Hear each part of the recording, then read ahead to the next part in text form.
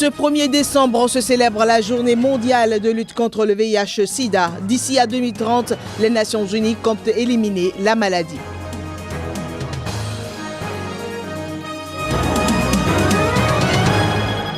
La menace que représente Boko Haram s'est retrouvée parmi les préoccupations débattues au sommet de la francophonie. Les chefs d'État ouest-africains préconisent une riposte internationale.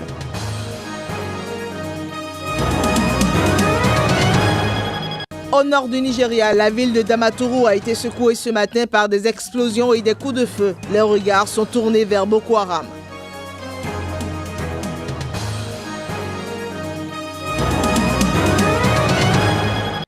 Mesdames et messieurs, bonjour et bienvenue dans cette édition sur Sika. C'est un plaisir pour nous de vous retrouver. Des explosions et des coups de feu ont secoué tôt ce matin la ville de Damaturu dans le nord-est du Nigeria, dont ce qui semble une attaque du groupe islamiste Boko Haram contre la police. Des hommes armés venus en grand nombre auraient incendié des locaux de la police, semant des scènes de panique dans la ville. Outre les dégâts matériel perceptible, aucun bilan officiel n'est encore disponible. Terrifiés, bon nombre d'habitants ont déserté leur résidence pour rejoindre la brousse. Ces nouvelles scènes de violence interviennent quelques jours seulement après un double attentat suicide ayant fait au moins 120 morts et 270 blessés. C'était contre la grande mosquée de Kano, dirigée par l'un des plus hauts dignitaires musulmans du Nigeria, l'émir de Kano, qui avait appelé récemment à prendre les armes contre Boko Haram. Nous sommes bien sûr le 1er décembre. La communauté internationale célèbre la journée mondiale de lutte contre le VIH-Sida. Avec plus de 36 millions de morts jusqu'à ce jour, le virus du sida est toujours un problème majeur de santé publique. Pendant ce temps, les Nations Unies se fixent pour objectif l'élimination de l'épidémie d'ici à 2030. En 1988, l'Assemblée générale des Nations unies avait exprimé sa vive préoccupation devant la pandémie du sida. 26 ans plus tard, plus de 36 millions de personnes sont séropositives dans le monde entier. Chaque année, le 1er décembre est l'occasion d'une mobilisation mondiale contre le sida où des actions d'information, de prévention et de sensibilisation sont conduites. Cette journée est aussi celle de la mémoire et du souvenir en l'honneur des personnes décédées de la maladie. Selon l'OMS, 36 millions de personnes dans le monde entier sont encore contaminées.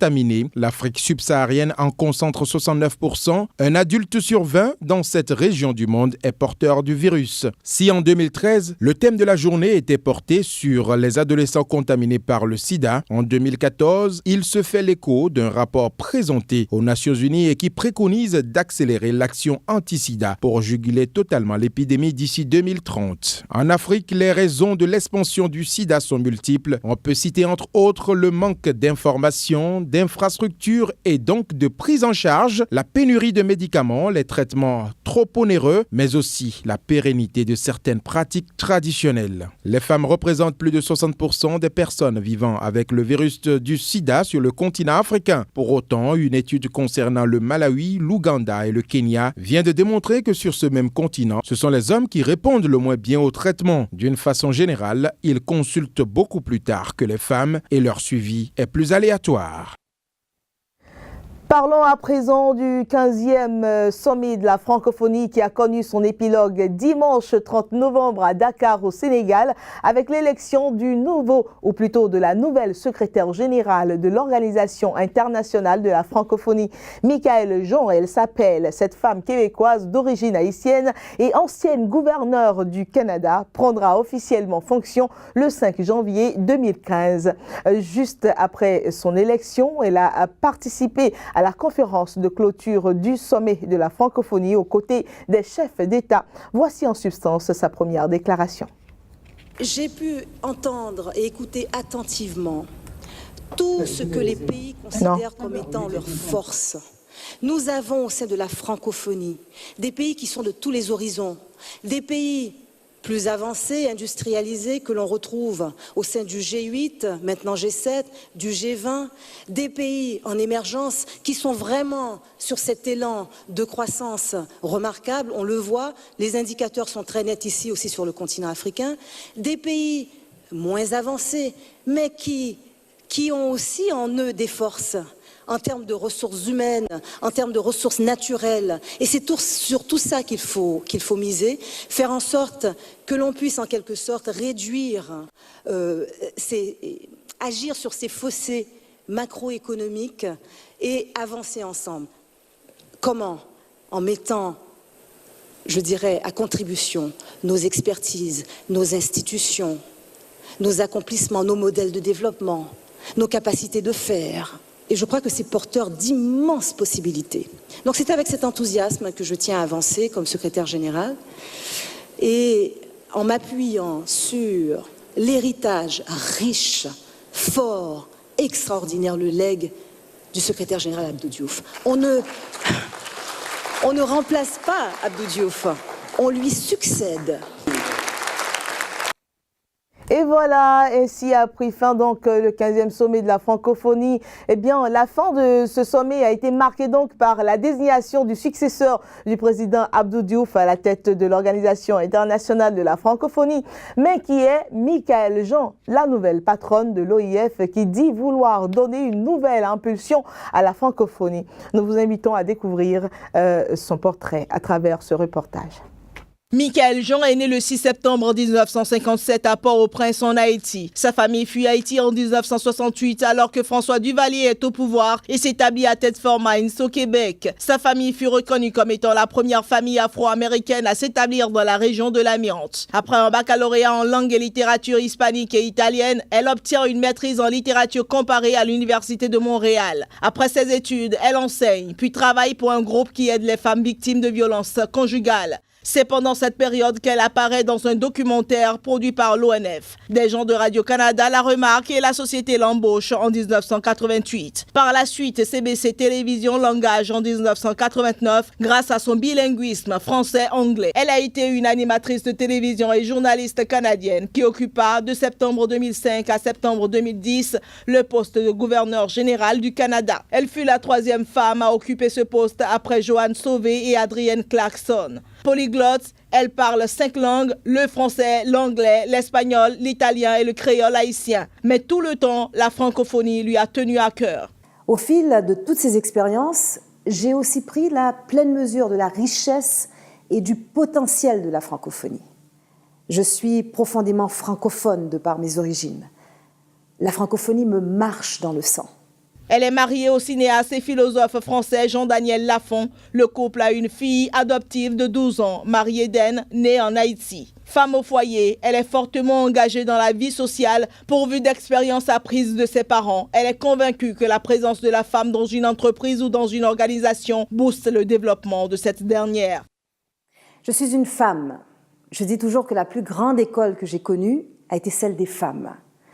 J'ai beaucoup appris de femmes comme ma grand-mère et ma mère qui ont élevé seules leurs enfants avec un immense courage. En avril 2011, elle est nommée par Abdou Diouf au poste de grand témoin de la francophonie pour les Jeux olympiques d'été 2012 qui se sont déroulés à Londres. Elle est ainsi chargée d'y promouvoir la langue française et de s'assurer que celle-ci y est bien employée comme langue officielle. Candidate à la succession d'Abdou Diouf, Michaëlle Jean est élue secrétaire générale de l'Organisation internationale de la francophonie ce 30 novembre 2014 à Dakar, au Sénégal. Elle prendra officiellement fonction le 5 janvier 2015.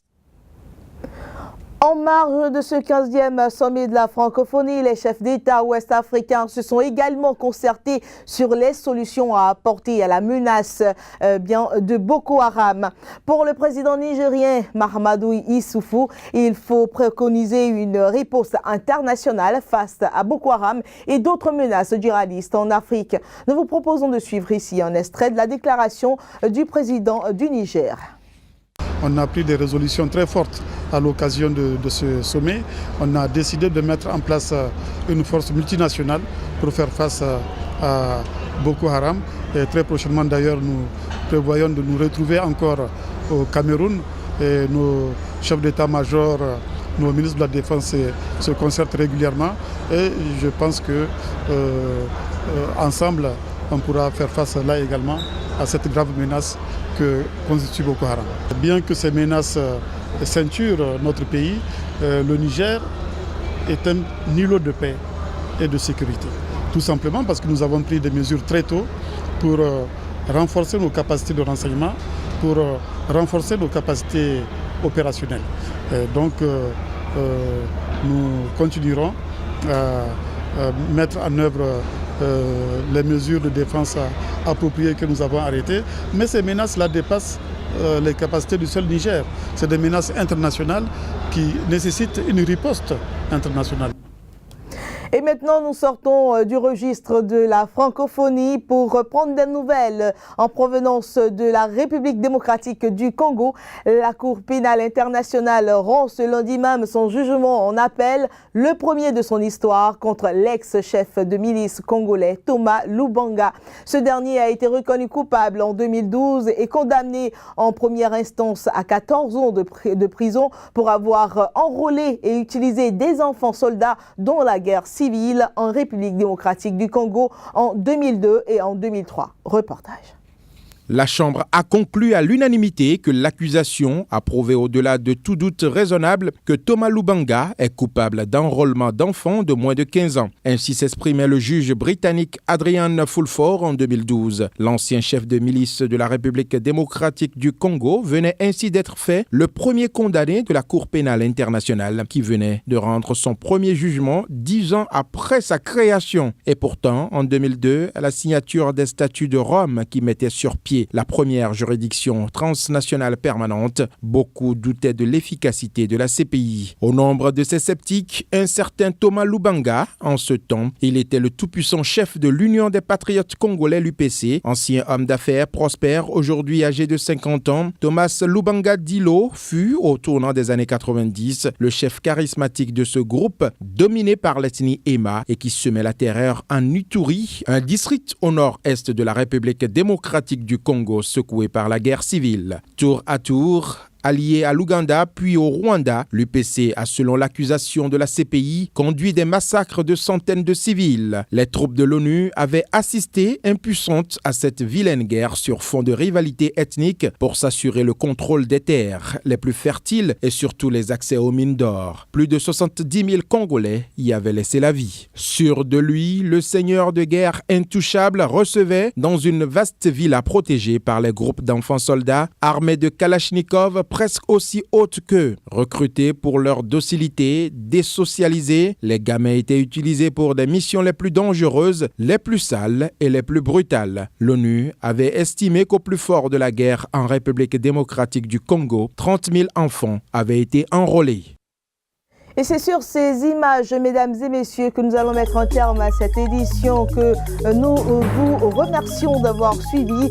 Nous vous souhaitons très bonne suite des programmes sur SICA. Au revoir.